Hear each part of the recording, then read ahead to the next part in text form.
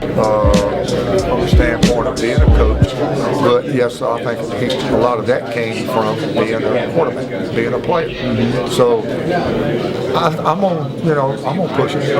Well, I wanted to ask you too. Do you think you could still get out there and snag the high snap like you did in Super Bowl 18? No. The one-handed grab. No way, Jose. Just wrote something about that. Yeah, if I had long fishnets, stick up there, That was a great play. I wrote that might have been your best play ever, and it wasn't the punt, it was the catch. Oh, it was the catch, huh? Yeah. I call it the leap. It was a heck of a snag. Yeah, but I didn't realize how far I had jumped till after the game. Yeah. Because you don't realize what you have done, at that moment, because you still got the excitement and the drilling, still we had more games to go. And it was early. It was very early, and it was just one of them deals that I was, glad I could do it and make it happen. But then again, once you get through it and you sit down and you analyze it, that could have been a turning point in the game. For sure. I mean, a very critical turning point. And but I was fortunate enough to have the athletic ability, and of course I got the claws to catch it with, so that's no different. But to be able to even just to go up and get it was a feat in itself. But then you had to come down, and as you're coming down, I was making adjustments in my body. When I hit, I could go. I didn't have to stop and do. So things work out for a reason, I guess. Yeah, it's a great play. Look at me. Congratulations. Thank you, man. I appreciate it. Want to say, can I get some pole shots? Oh, absolutely. You are amazing punters, obviously, you're here. And the question is, people tend to dismiss special teams, but there's so many hit yards in special teams. So would you consider yourself part of those great Raider defenses because how much you impacted the game? Yeah, well, you can go to now. I may not have a lot of the great stats because, one, you got to look at the offense I think the Raiders had. There wasn't really many opportunities for long punts.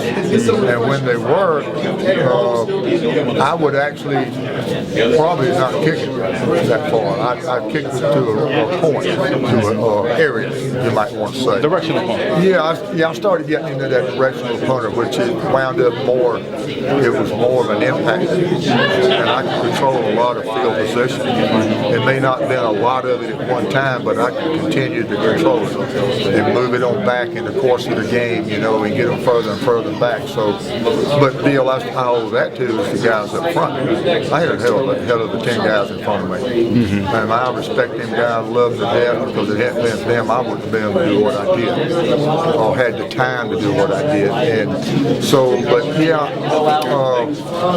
I got to the point where I said, wait a minute, I can make more difference by doing this. And I can be even backed up in the end zone that, say 1 inch from the end line back there. I'd go out of bounds. I wouldn't go down the middle of the field because simply the reason my guys have got to protect longer down there. Then they're going to be late coming out to cover, so I got to make some adjustments. So I can't out of bounds. Hi, Ray. Chris James from Football Gameplan. First and foremost, congratulations for your induction into the Hall of Fame. Far too often, special teams is overlooked, even though it's a third of the game that, without it, teams would not be successful. You were known for your hang time and also for your accuracy with being able to put the ball where you wanted to.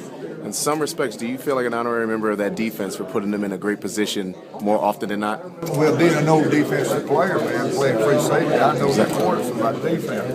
And I know it's important to gain good field position when you go out. So, absolutely. Yeah, it's important. It's very important. But you're talking about people overlook special teams and all that. But now, if you go back and you look at all the successful teams that pretty much consistently win every year, you see they got what the hell they special teams. Absolutely. They're high up on the list in categories year in, year out, and they win year in, year out.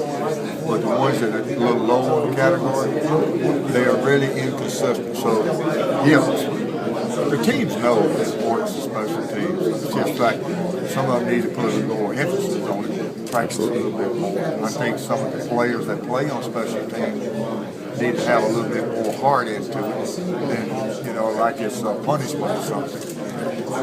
But because, hey, you can make a name for yourself playing special teams.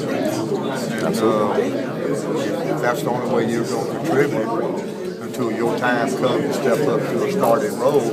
then you do this. You know, you're on an apprenticeship right now. Just don't play. Don't knock somebody's head off. You know, so, but yeah, most of your successful teams have got all three phases covered.